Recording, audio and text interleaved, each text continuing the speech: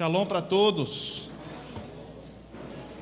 Gente bonita, servo de Deus, serva de Deus. Aleluia. Glória a Jesus, irmãos.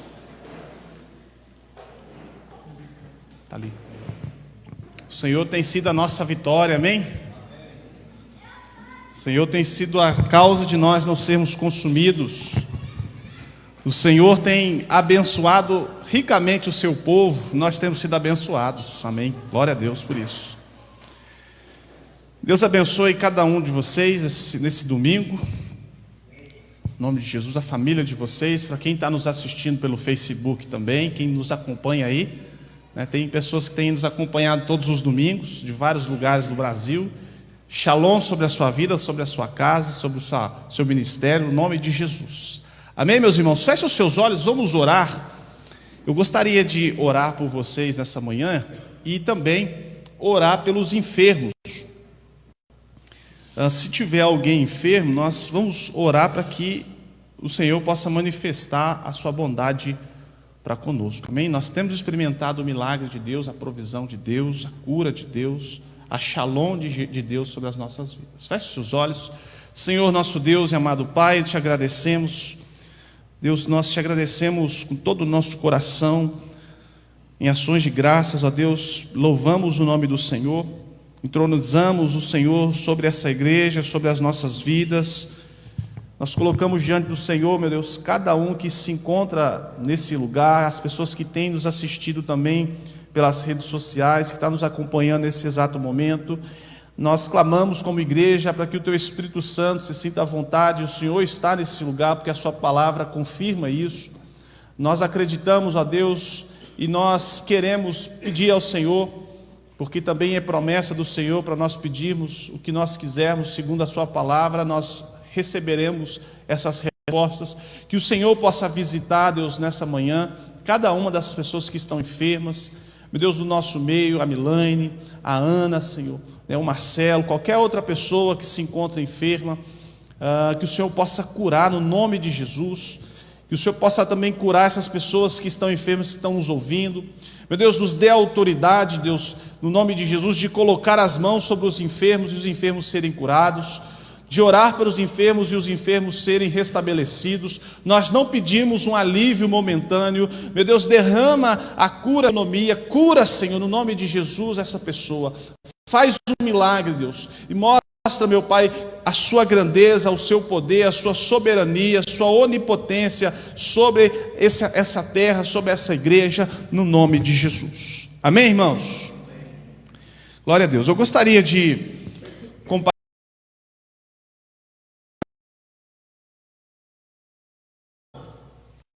E eu vejo no livro, um dos livros que eu mais... Uma das epístolas que eu mais admiro, que eu mais gosto, que eu mais penso sobre, que eu também estudo sobre, né, que é a epístola, a carta de Paulo aos Gálatas, na realidade, né? E eu gostaria que você abrisse comigo, capítulo 5.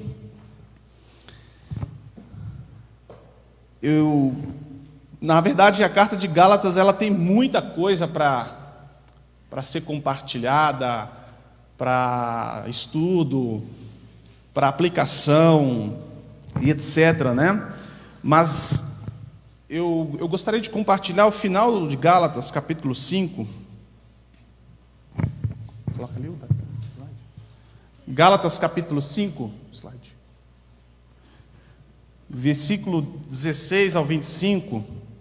Eu gostaria de falar com vocês a respeito do tema crucificando a carne e suas paixões, a nova criatura e a sua nova vida. Nessa semana eu compartilhei um pouquinho também sobre Gálatas capítulo 5, se eu não me engano, com a turma do segundo ano.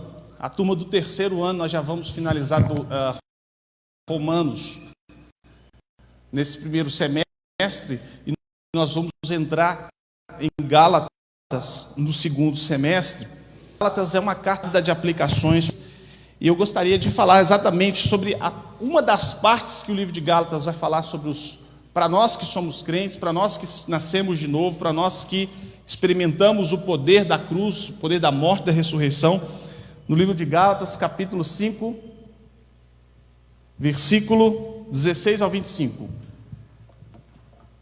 Eu destaquei aqui no slide, talvez vai ficar mais fácil para você olhar aqui no slide, eu destaquei o que o apóstolo Paulo está dizendo ali, ó. Digo, porém, andai no Espírito, e jamais satisfareis a concupiscência da carne, porque a carne milita contra o Espírito, e o Espírito contra a carne, porque são opostos entre si, para que não façais o que porventura seja do vosso querer. Mas se sois guiados pelo Espírito, não estáis sobre a lei. Ora, as obras da carne são conhecidas e são prostituição, impureza, lascívia, idolatria, feitiçaria, inimizade, porfias, ciúmes, iras, discórdias, dissensões, facções, invejas, bebedices, glutonarias e coisas semelhantes a estas, a respeito das quais eu vos declaro, como já outrora vos preveni, que não herdarão o reino de Deus os que tais coisas praticam. Mas o fruto do Espírito é amor, alegria, paz, longanimidade, benignidade, bondade, fidelidade, mansidão, domínio próprio. Contra essas coisas não há lei. E os que são de Cristo Jesus crucificaram a carne com as suas paixões e concupiscências. Se vivermos no Espírito, andemos também no Espírito. Então você percebe que eu gosto de tudo colorido ali, né? E tem um motivo de eu destacar principalmente as obras da carne, que é exatamente como o apóstolo Paulo ele destaca em 4 categorias as obras da carne. Eu acredito que não seja necessário eu pregar aqui sobre salvação, uma vez que vocês já sabem o caminho da salvação. Então, para quem é salvo, não adianta eu ficar pregando sobre salvação. Tem que pregar exatamente e fazer o que o apóstolo Paulo disse, olha, outrora vos preveni. Ele já disse a respeito de certas coisas que nós não devemos fazer como cristãos e que nós também corremos o risco de fazer e atrair a ira de Deus sobre as nossas vidas. Eu gostaria só de pontuar para vocês entenderem o porquê que Paulo está escrevendo isso. E talvez você que já leu várias vezes e bateu a cabeça e não entendeu ainda o livro de Gálatas, eu gostaria só de contextualizar vocês aqui, né, em 4 pontos, só sintetizar bem rapidinho, porque o tempo hoje está meio escasso ali, porque tem muito assunto para falar. Então eu vou contextualizar o livro de Gálatas para vocês entenderem, para eu poder chegar no capítulo 5, no versículo 16 em diante, para vocês aplicarem de melhor forma. Então, para quem está nos assistindo, Paulo escreveu essa carta aos Gálatas, e o contexto é o seguinte: o apóstolo Paulo escreveu essa epístola porque, após ter se despedido das igrejas gálatas, na região da Galácia, cristãos judeus fanáticos nela se misturavam. Gálatas capítulo 1, versículo 7, capítulo 5, versículo 7 ao 10, para depois a gente dar uma lida. Os quais perverteram o evangelho pregado por Paulo, que anunciava a justificação gratuita dos homens mediante a fé em Cristo Jesus, ao contrário que estes ensinavam que havia ainda necessidade do rito da circuncisão e a total obediência à lei de Moisés, conforme Gálatas 5, 3, 4, versículo 11 ao 14, capítulo 6, versículo 12, 13 e versículo 15. Ou seja, quando o apóstolo Paulo,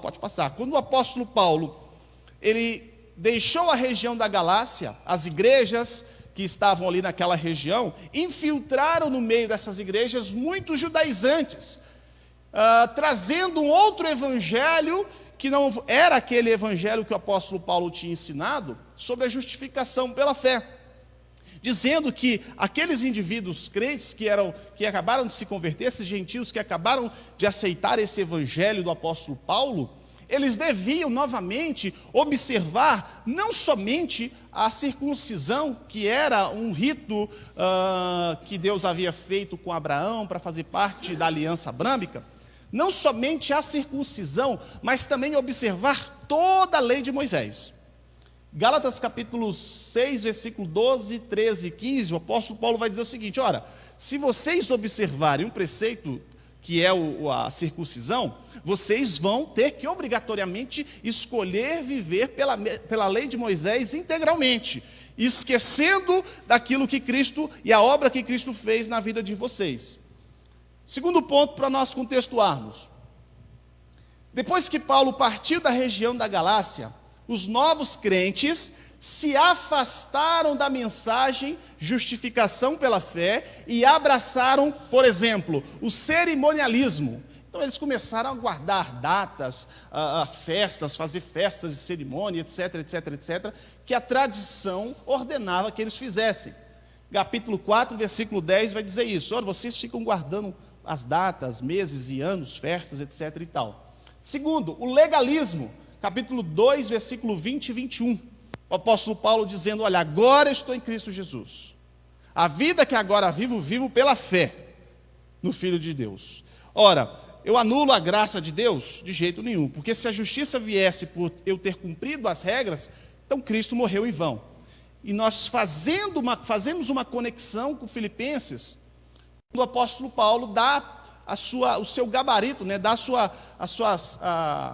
os seus feitos durante a vida, que ele era fariseu de fariseus, ele era circuncidado ao 8º dia, etc, etc, etc, etc. E ele disse: eu rejeitei tudo isso a fim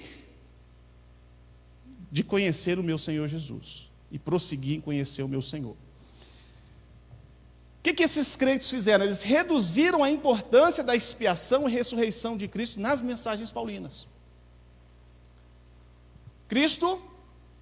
Paulo, pregando o verdadeiro evangelho para aqueles homens se converteram, claro que não todos, mas aqueles homens se converteram, aqueles homens entenderam o evangelho. Só que logo após a saída de Paulo, entraram esses judaizantes e fizeram a cabeça desses indivíduos, a ponto de Paulo afirmar o seguinte: o que vos fascinou, Gálatas insensatos? Como que vocês mudaram a cabeça rapidamente? Vocês ouviram o evangelho genuíno, vocês ouviram de primeira mão: eu sou apóstolo. Você vai perceber que do capítulo 1, versículo 15, até o capítulo 2 inteiro, o apóstolo Paulo defende o seu apostolado dizendo as suas origens, mostrando o quê? Ratificando o quê? Vocês estão ouvindo o evangelho de primeira mão. Eu fui discípulo direto de Cristo, Paulo está dizendo.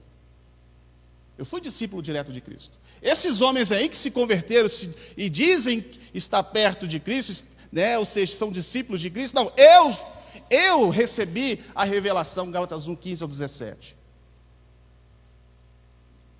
Eu recebi essa revelação de Cristo. Cristo se apareceu para mim, eu fui discípulo direto de Cristo.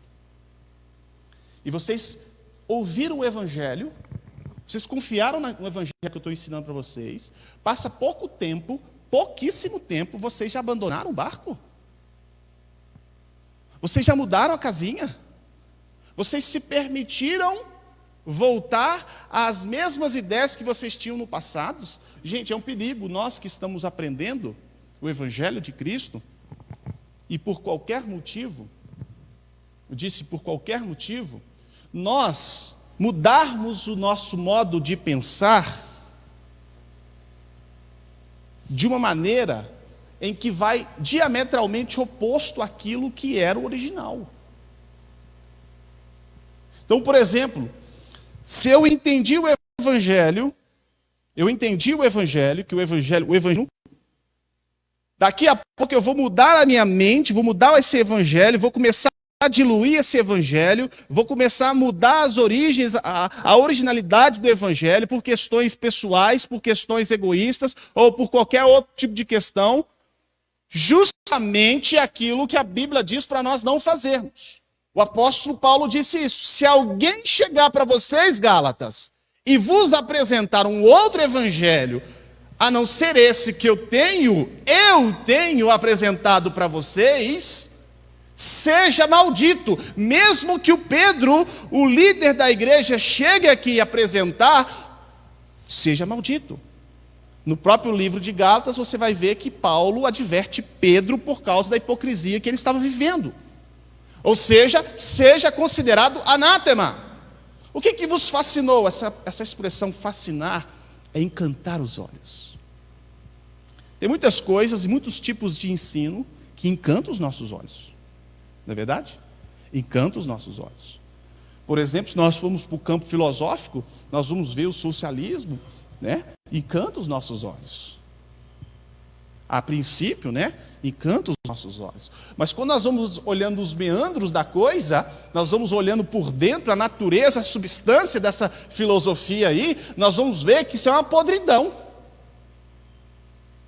Nós vamos, por exemplo, enxergando uma doutrina, por exemplo, da dupla predestinação, ou predestinação fatalista, e no século XVII, o rei James, né, na Bíblia, o King James, ele disse o seguinte, aspas, ele disse: se reunisse, por exemplo, todos os demônios do inferno e colocasse diante deles a questão aí da predestinação fatalista, o que vocês acham que eles falariam? Nem eles inventariam tamanha bobagem, besteira, como essas pessoas fizeram. Então são filosofias. E muitas filosofias são vãs. Muitas filosofias, olhando à luz das Escrituras, são inúteis. São filosofias, são questionamentos, são pensamentos construídos a partir de uma cosmovisão, de alguém. Então, se nós, por exemplo, formos abandonar o Evangelho para seguir uma filosofia qualquer, nós vamos nos perder. E Paulo advertiu, mais uma vez, os Gálatas, dizendo assim: ó, insensatos Gálatas, quem vos fascinou? Quem vos fascinou? Foi um livro que te fascinou? Foi uma pregação que te fascinou? Foi alguém inteligente que te fascinou? Foi um doutor que te fascinou? Foi um rico que te fascinou? Foi um professor que te fascinou? Quem vos fascinou? Ora, capítulo 1 ainda, hein? Ora, o diabo transforma até em anjo de luz, agentes de justiça. O diabo, ele tem poder para isso. Quem vos fascinou? O que chamou a atenção de vocês a ponto de vocês abandonarem aquilo que trouxe salvação para vocês, gente? O apóstolo Paulo está dizendo isso. Então, nós temos que tomar muito cuidado com os formadores de opinião. E quando nós não temos uma maturidade para entender o que é opinião, o que é relativo e o que é absoluto, nós podemos cair nesse erro de enveredar por muitos caminhos. Hoje, por exemplo, nós temos uma igreja recheada de pastores virtuais, uma igreja recheada de pregadores virtuais, aconselhados por pregadores virtuais. Hoje nós temos pessoas dentro da igreja que são influenciadas por pensamentos alheios, filosofias alheias, que não tem nada a ver com o Evangelho. Eu pergunto, quem vos fascinou? E haja visto, tem muita gente indo para veredas desconhecidas e destruindo a vida, destruindo os ministérios, os pensamentos, uma construção que durou anos, foi destruída por causa de talvez um livro que leu e a pessoa deu ouvido àquilo e diz assim: isso é a verdade. Isso aqui não. Quem vos fascinou? Paulo está advertindo. Quando Paulo foi noticiado que esses irmãos estavam indo para outro caminho, e não somente ir, porque é aí que está, gente, tem muita gente que vai, só que essas pessoas que vão para outro caminho, elas não querem andar sozinhos, não, elas querem que vocês vão junto com elas. E Paulo adverte: ó, insensatos Gálatas, quem vos fascinou? Vocês estavam indo tão bem, por que vocês pararam? Vocês estavam indo tão bem. Terceiro ponto aí do contexto. Paulo, ao ser noticiado, escrever essa carta, versículo 11, tindos, questionando-os, exortando-os a viverem aquilo que eles receberam dele, mostrando sua autoridade como legítimo apóstolo, como eu disse para vocês anteriormente. De Gálatas 1,15 até o 2,21, um capítulo e meio, de 6 capítulos, ou seja, quase que 16%, um quinto aí, da epístola, da carta aos Gálatas, Paulo dedica mostrando: olha, a minha autoridade, olha quem eu sou. A autoridade que eu tenho como apóstolo. O evangelho que eu apresentei para vocês, o evangelho que eu recebi para vocês. Pode passar o próximo aí, o último ponto. Paulo finalmente mostra aos Gálatas que em Cristo somos livres.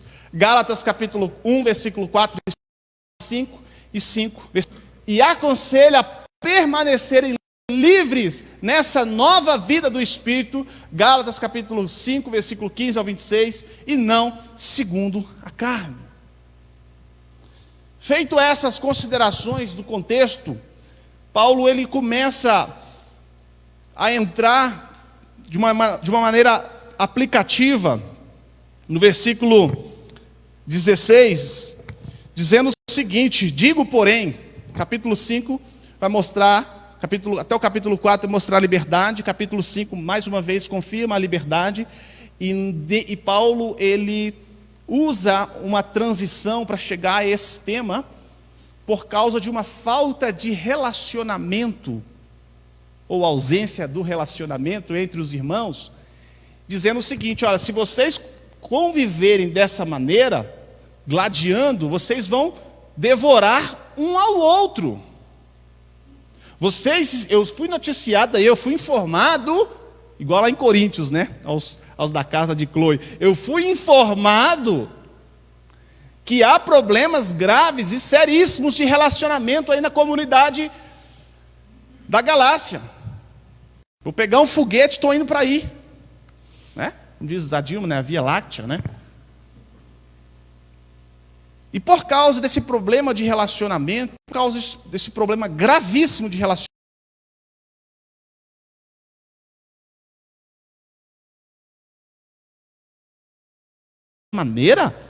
vocês vão devorar o outro. Mas não anda assim não. Aí ele entra no versículo 16. Ele diz o seguinte no versículo 16. Volta lá para o segundo slide, por favor, Sara. No versículo 16. Digo, porém, andai no Espírito, e jamais satisfareis a concupiscência da carne. Andai no Espírito, e jamais satisfarei a concupiscência da carne. Esse é o conselho que o apóstolo Paulo dá. Andai no Espírito, e jamais satisfareis a concupiscência da carne. A pergunta logo que vem em seguida é a seguinte: o que implica andar no Espírito? Tudo bem, Paulo, mas o que significa? O que significa andar no Espírito? Primeiro ponto que eu percebo, pelo menos faço uma aplicação prática aqui para nós. Primeiro ponto que implica em andar no Espírito é crer em Cristo como padrão de santidade e imitá-lo. Crer em Cristo como padrão de santidade e imitá-lo. Cristo é o nosso padrão de santidade, irmãos. Amém? Cristo é o nosso padrão. Cristo é o seu padrão. Cristo é o meu padrão. Cristo é o padrão da igreja de santidade. A todo instante, as Escrituras mostravam que Cristo é a pedra angular. Cristo é o protagonista, e não Moisés é o protagonista. Em conexão com isso aí, você pode estudar também o livro de Hebreus, que é fantástico, vai mostrar a supremacia de Cristo perante os anjos, perante Moisés, perante Abraão, perante Melquisedeque, perante qualquer ser criado. Cristo, ele tem a supremacia. Cristo é a pedra angular, é a pessoa principal do cristianismo. Cristo é o centro das atenções, gente. A palavra fala de Cristo. A história falava de Cristo. O mundo foi feito por meio de Cristo. Cristo é o centro. Cristo é o nosso padrão de santidade. O povo estava querendo renunciar a Jesus e dizendo o seguinte: não, nós vamos voltar para a lei de Moisés. Ai, sensatos Gálatas. Paulo está dizendo assim: vocês receberam o Espírito pela lei ou pela pregação da fé? Está lá em Gálatas capítulo 1, não é isso?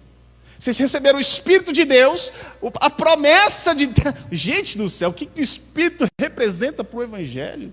Dá vários pontos. O que a promessa do Espírito Santo representa para a igreja? E Paulo questiona, Paulo faz uma retórica dizendo o seguinte: olha, Vocês receberam o Espírito de Deus porque vocês cumpriram a lei, se circuncidaram, ou porque vocês creram na pregação do Evangelho? Gente, Paulo ele chega a afirmar dizendo o seguinte: o que é circuncisão, gente?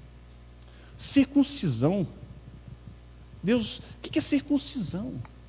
Isso acabou. Isso acabou. Isso acabou. Deus tem mais para dar. Deus, o mistério que esteve oculto ao longo dos séculos, Colossenses 1:27, esteve oculto ao longo de muitos e muitos séculos. Hebreus 5, 6 e 7, o mistério que esteve oculto e que agora foi revelado em nós, a nós, Cristo em nós, a esperança da glória. Eu virei e me manifestarei a Ele. Eu virei e farei morada nele. Eu vou imprimir as palavras no seu coração, não em pedras feitas por homens, mas no seu coração, na tábua do seu coração. Essa era a promessa dos profetas, eram as profecias do Antigo Testamento. Você vai ler Jeremias 33, você vai ler Ezequiel, você vai ler Isaías, você vai ler Joel, você vai ler Daniel, você vai ler Ageu, Zacarias, Malaquias. Você vai perceber muitas vezes a profecia que Deus derramaria o Espírito dele sobre nós e imprimiria em nosso coração, não mais em tábuas, e não mais na pedra, mas no nosso coração. Nós recebemos o Espírito de Deus, irmãos. Nós recebemos. Nós temos que crer que Cristo é o nosso padrão de santidade. 1 Coríntios 11:1.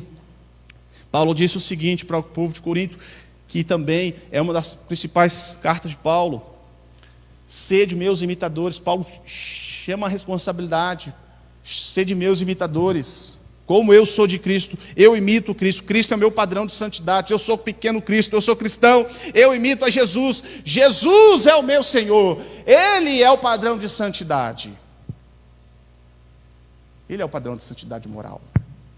Muitos homens foram mal entendidos na história porque exigiam, entre aspas, através das suas pregações, um caráter de excelência moral, e que os homens das suas épocas eram tão devassos que chamavam essas pessoas, que clamavam pelo povo: tenha e viva para Deus moralmente falando.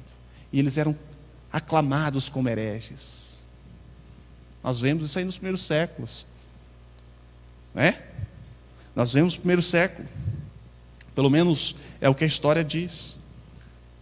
Nós vemos um indivíduo chamado Pelágio que clamava para o povo obedecer moralmente. Aonde está o erro nisso, irmãos? Aonde está o erro?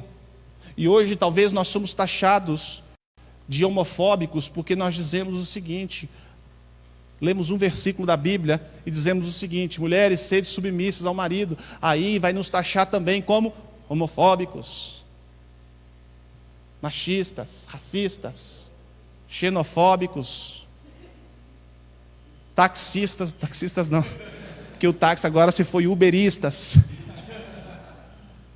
Verdade, irmãos. Nós temos que entender cada época. Quando o apóstolo Paulo está dizendo para os irmãos aqui na região da Galácia, dizendo o seguinte: olha, vocês têm que imitar Cristo. Cristo é o padrão de moralidade. Aí por que a maioria devasso, Paulo História, vai taxar quem cobra para viver uma vida certa como herege? Por quê? Porque quer esconder os seus erros. Jesus já disse isso outrora: vocês não querem vir a mim com medo de suas obras sejam manifestas. E ninguém gosta de apontar para alguém, ninguém que está errado gosta que o outro aponte o dedo para si e diz: você está errado por causa disso, disso, disso. Ninguém gosta, não é verdade? Então, quando nós olhamos a história, tem muitos homens que foram taxados de hereges, mas foram homens justos, homens que exatamente criam em Cristo como padrão de santidade moral. Será que é muito nós exigimos santidade, pelo menos na igreja? Será que é muito nós exigimos obediência na igreja? Entre os cristãos, né? Você vai ver muita gente assim: herege, herege, herege. Gente, nós já fomos salvos, presta atenção, olha para mim. Principalmente vocês também que estão nos assistindo aí, né? Tem muito salvo que quer ficar ouvindo mensagem de salvação. Meu irmão, acorda! Você já foi salvo. Presta atenção, acorda. Você já foi salvo. Para que ficar ouvindo mensagem de salvação? Como ser salvo? Você já foi salvo, você experimentou isso, agora é outra coisa, outra mensagem. Filipenses capítulo 4, olha que interessante, o apóstolo Paulo, depois a gente explana essa carta que é maravilhosa. O apóstolo Paulo diz o seguinte: ó, meus cooperadores, vocês têm que fazer conhecida a bondade de vocês. Fazer conhecida, faz obras, meus irmãos, vocês já estão salvos. Você tem que fazer conhecida a sua bondade, que seja notória. Presta atenção, você que já foi salvo. Pode ficar pesquisando no YouTube aí, né, como ser salvo, etc. Você já foi salvo, meu irmão. Você que foi salvo, hein? Se engana não. Você que foi salvo. Você que já foi salvo. É outra coisa. Paulo diz o seguinte: meus cooperadores, vocês têm que fazer conhecida perante todos a bondade. Então é o seguinte, não tem aquela coisa assim, acabou, eu estou fazendo para me aparecer. Não, presta atenção, maturidade. Não, você tem que fazer conhecida a sua bondade. Entendeu? Não tem isso. Não, ele está fazendo porque... Meu irmão, eu já passei disso. Eu tenho que manifestar minha bondade diante de todo mundo. Não tem essa de ficar me escondendo, não. Se uma vela ficar escondida, né? Que funcionalidade ela tem? Se o sal não tem gosto, que funcionalidade ele tem? Palavra com o pastor Marcos.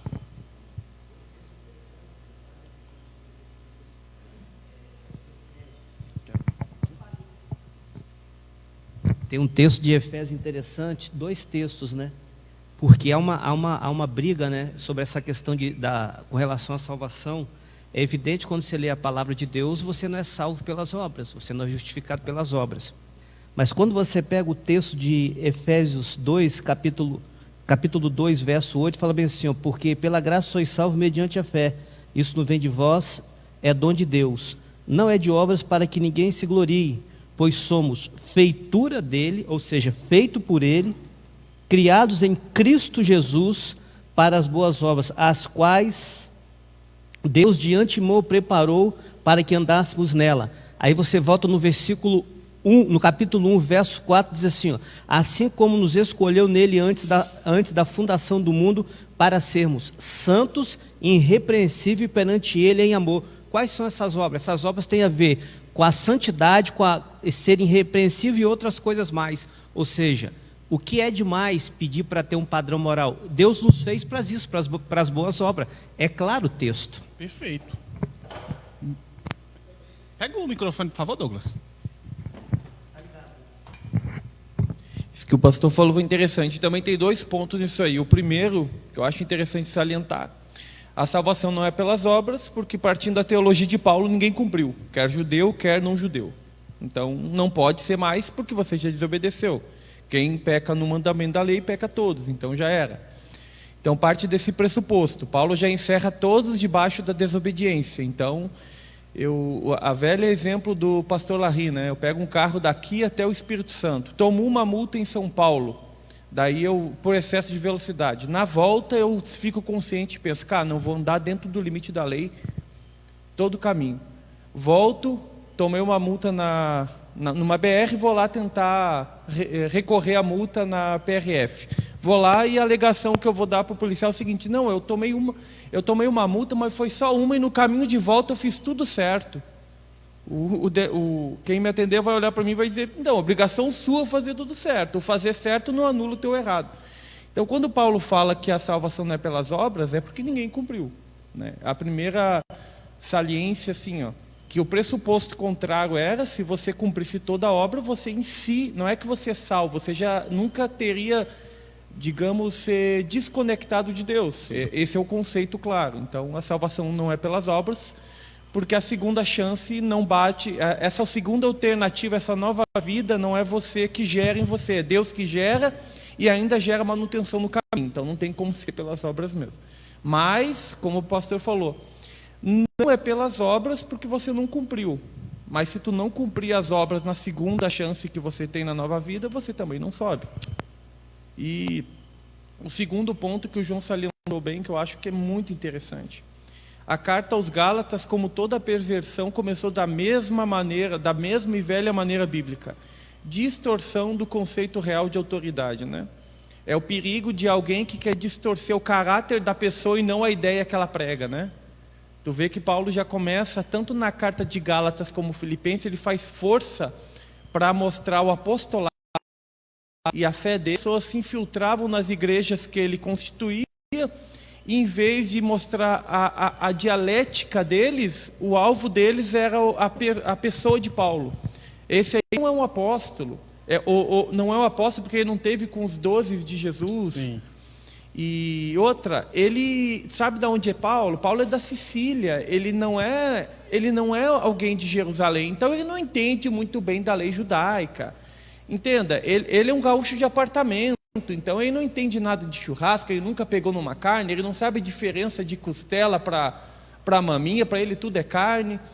Então, dentro desse conceito assim, essa distorção do conceito de autoridade gerou a dúvida necessária para esses caras conseguirem introduzir esse outro suposto evangelho. Isso aí. Então vai aquele negócio assim, né? A pessoa, você não tem um conceito real de pastorado, um conceito real de liderança, um conceito real de autoridade, é muito perigoso.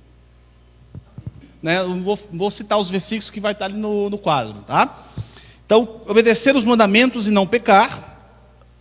Andar no Espírito implica fugir da aparência do mal. Uma coisa interessante que o apóstolo Paulo ele vai dizer tanto em Efésios e tanto em Romanos, capítulo 6, versículo 12 e 13, e 1 Tessalonicenses 5, 22, Paulo vai dizer o seguinte: olha, uma vez que vocês foram salvos, não reinem o pecado em vosso corpo mortal, de maneira que vocês obedeçam às suas paixões, nem ofereçam os seus membros como instrumentos de iniquidade, de injustiça.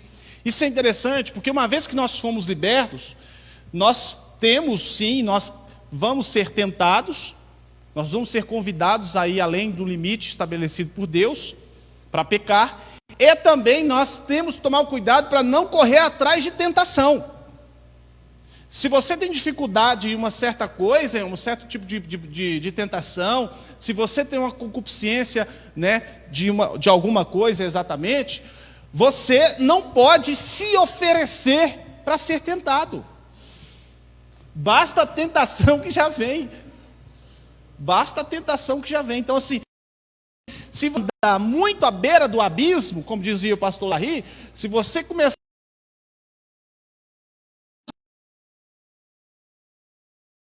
da aparência do mal. Fugir da aparência do mal implica em duas coisas. Primeiro, você sendo o sujeito ativo em correr, fugir exatamente, né? Não literalmente fugir, mas você não permitir ser tentado por algumas coisas. E a segunda coisa, Deus te livra da tentação. Ele te dá o escape.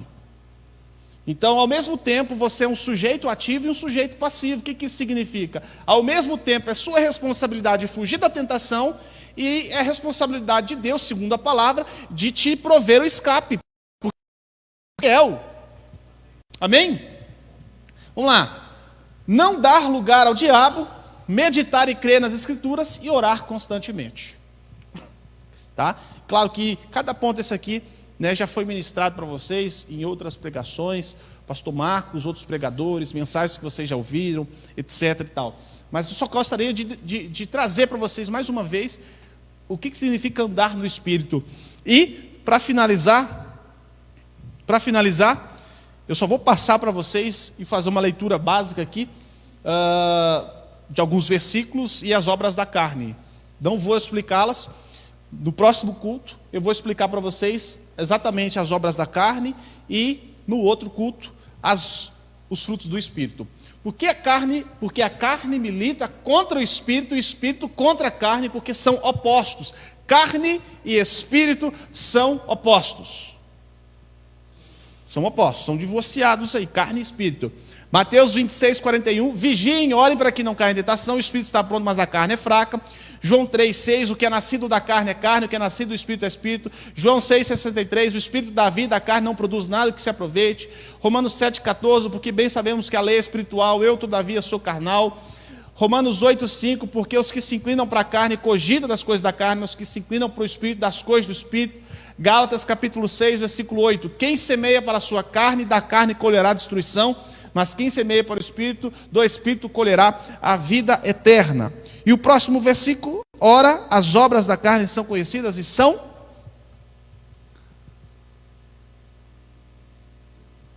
E são? Não, é o próximo aí. Isso, obrigado. Obrigado. Ora, o versículo continua, as obras da carne são conhecidas e são... Paulo vai dividir em 4 categorias. 4 categorias. Pecados sexuais, pecados da falsa religião, pecados de mau temperamento e comportamento, e por último, pecados de várias formas de excesso. Finney vai classificar isso como intemperança, que é o atributo do egoísmo. Então, pecados sexuais, pecados de religião, pecados de falsa religião, pecados de toda forma de excesso, e nós vamos continuar na próxima escola dominical, tá bom? Eu vou ter que encerrar aqui agora. Na próxima escola dominical nós vamos falar exatamente sobre as obras da carne e a implicação que cada obra da carne tem na igreja. Amém, irmãos?